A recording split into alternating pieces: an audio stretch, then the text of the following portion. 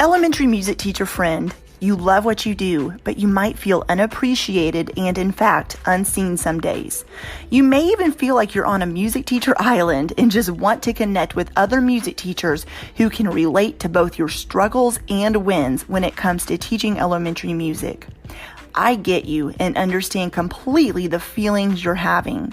That's why each and every week, the Elementary Music Teacher Podcast will provide you with solo and guest episodes that will help you realize you're not alone in your music teaching journey. Throughout each episode, my goal is for you to be able to walk away with actionable steps and ideas to help you feel like you're ready to take on the new week with whatever challenges may be thrown your way. Hi, I'm your host, Jessica Peresta, and I'm so glad you're here.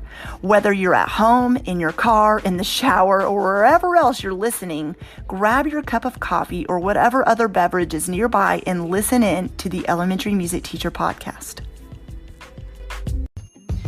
Hey friend, I am so excited to invite you to a free 3-day challenge called the Reflect and Renew Challenge. In this free challenge, you'll begin to think about teaching elementary music in a new way. In just 3 days, you'll go from feeling overwhelmed to confident and will surround yourself with other music teachers who will support and encourage you. Day 1 is all about reflecting. You'll reflect back over where you're at in this school year and identify the highs and lows, no matter if you are joining this challenge at the beginning, middle, or end of the school year. We start with reflecting first in order to move forward successfully. Day 2 is all about processing. You'll process through what it is you need to focus on to make your music teaching situation successful. Then day 3 is all about renewal. You'll break through mindset beliefs while setting goals and action steps to help you meet them. Each day of the challenge, you'll be getting a daily challenge email that will contain action steps for you to take. So simply head to subscribepage.com/reflect and renew challenge to save your seat, and I'll see you there. I'm Chris Nessie, host of Behind the Mic, Voices of the EPN, a part of the Education Podcast Network, just like the show you're listening to now. Shows on the network are individually owned, and opinions expressed may not reflect others. Find other interesting education podcasts at edupodcastnetwork.com. Welcome back. You are listening to podcast episode 289. Today, we're going to be talking about implementing what you learn at conferences. We all know as music teachers, we go to a lot of different conferences, both in person and virtually. And I know if you're anything like me, it can feel overwhelming having so many different sessions you sit in on. I almost said workshops. Well, workshops, but yeah, different sessions you sit in on that are a variety of different topics and ideas. And it can sometimes feel overwhelming knowing what to do with all of that information you're consuming. So a couple episodes back, I did an episode about presenting at a conference, but I also want to talk about what to do when you're at a conference and how to implement what you learn. We all know just attending and making connections and meeting new music teachers and all those things are exciting and fun, and walking around and seeing all the different booths set up and purchasing things for your classroom. But we don't really talk about what happens when you leave that conference. You get off of that conference high that you're on, and then all of a sudden you find yourself with all of this information and you're just a little bit like, okay, what do I do with everything I learned? So we're going to dive into that. First of all, what I like to do when I attend a conference, when I attend different sessions, is I like to think about, what do I need to hear? What are some problems I'm facing? What are things I'm struggling with? And then you're naturally going to be able to find the solutions in one or more of the sessions you sit in. So connecting the dots between your problems and the solutions, going in with the mindset of ready to learn, a growth mindset, just like we talked to our students about, that you're ready to learn, you're ready to receive, you're ready to listen, and you are going to sit there and maybe, let's say, for example, there's a lesson being presented to you, a song that maybe you've taught in your classroom, and it is something you've taught before, but never quite in the way that the presenter is presenting it. Well, instead of just saying, that's not the way I do it, go in with the opportunity to learn. Maybe the problem is you already do this song well, but you didn't realize one of the problems was maybe you taught too much during the lesson. Maybe you don't explain it in enough detail. Maybe you rush through it. I don't know what it is, but maybe thinking through the problems ahead of time of what you want to learn and then connecting them to the solutions will really help you get a lot out of that session.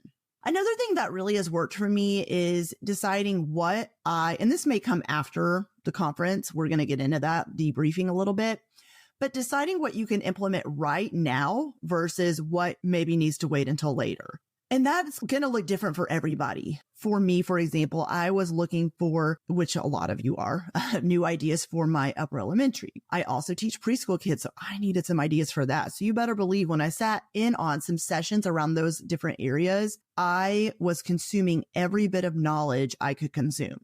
I was bookmarking it on my computer. I was saving those resources, maybe scanning them in so I could have them digitally. I was listening and taking notes. So those were things I wanted to implement right now, meaning this school year. Now, there were other things I learned at various workshops and conferences I've been at that it's not I don't like this. It's not even I'm not going to implement this in my classroom. It maybe just is not a right now situation. And the cool thing is every time you attend a conference with different sessions, different presenters, you're going to learn different things from the presenters, but also you're going to go in with, like I mentioned in point one, different problems or different things that you're needing from that conference. It's going to shift and change continuously based on where you're at, the school you're at, where your students are at. Do you feel like you've grown in a certain area? Now, maybe we talked about preschool and fifth grade. Now, maybe we need more help with second and third. Or maybe we feel like we really got some instrument activities down when it comes to drumming, but I need some xylophone activities. So it's going to constantly shift and ebb and flow. And that's why I think going to as many conferences and sitting in on as many sessions as you can is so beneficial, because what you need to implement right now is going to change each time you go to a session. And also what will need to wait until later is also going to change with each session as well. Okay. So after you've attended a conference, maybe it is a one-off workshop. Maybe it is a state convention where you're sitting in on different sessions for a 2 to 3 day period. Maybe it's a 1 day full conference. Maybe it's virtual. Maybe it's in person. Whatever it might be, I think it's really important to take the time to reflect and debrief about what you learned. It is going to feel like a whirlwind. It's going to feel like, because it is, but it's going to feel like you've learned so much content. I've said this at the beginning, it's overwhelming. So what I like to do is go look over my notes again. And then I really maybe take a highlighter after it and highlight the main points I want to remember. Maybe if I wasn't during the session, I always like to type up my notes. And so, but maybe I didn't. And I'm going to go back through and type up notes from, let's say it was one of those in-person programs they give you. Or if I was taking notes on, let's say, a Google Doc, and I know, like, as you're speed typing, it looks like, word vomit. Maybe you're going back and you are categorizing everything a little bit better, maybe better bullet points.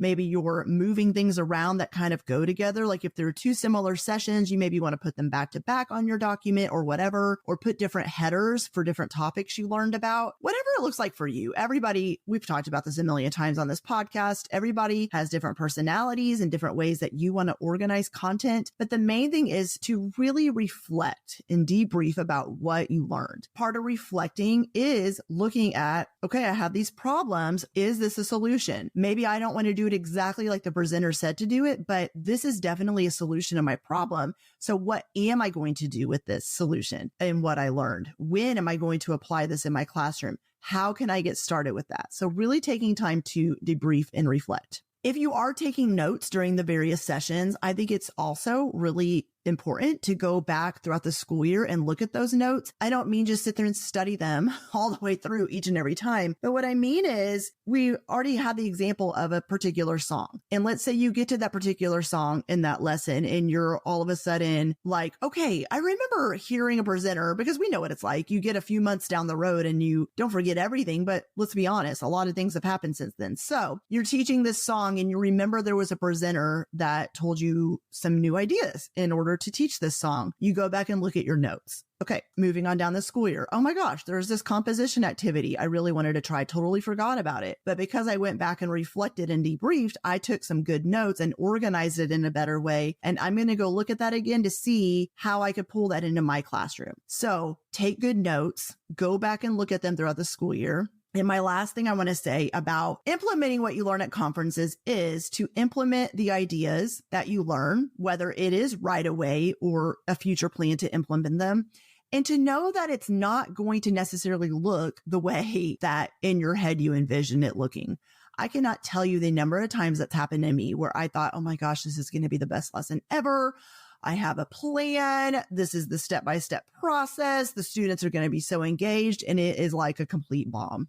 So I don't know if I'm the only one, but if I am, that's totally fine. You know, on this podcast, I'm super honest, but I do know about myself. I'm not afraid to try new ideas. I'm not afraid to implement something new with my students. And I don't view it as a failure. I know I've spoken about this before. I view it as a learning opportunity. If it failed, maybe just in my eyes, why did it fail? Well, maybe it was because I was trying to do it exactly like the person who presented told me to, instead of putting my own spin on it and my own personality. Maybe it's because I didn't do enough to prepare the students to get into that particular activity. Maybe it was just an off day, whatever it might be. Implement ideas and just know that it's okay if it doesn't go the way you thought it would, because I fully believe that it's all about trial and error, and you're never going to know if something works if you don't try it. So next time you're at a conference and you're sitting in mini sessions, or maybe you're just sitting in one, maybe it is just one workshop, please just know that you get to decide what to use, when to use it, and to debrief about what you learned, and to definitely try to do things in your classroom that maybe you're out of your comfort zone and maybe you've never tried before, because you never know how great it's going to be. So I hope you guys are having an amazing week, and I will be back next week with a brand new episode. Well, hey there. Thank you so much for listening into the Elementary Music Teacher Podcast. There is an exclusive Facebook group just for listeners of this podcast and any elementary music teacher called the Elementary Music Teacher Community Facebook group. Come on over and join us there, where we have conversations around the podcast episodes and encourage each other each and every week. And also head to my website, thedomesticmusician.com. I have some free resources there that you can download to help you gain traction in your classroom today, as well as the blog and the membership site and all kinds of other goodies to help you keep going in your music teaching journey. I cannot wait to keep connecting with you and encouraging you and spurring you on in your journey of teaching elementary music. Hang in there, have an amazing week, and I will see you soon.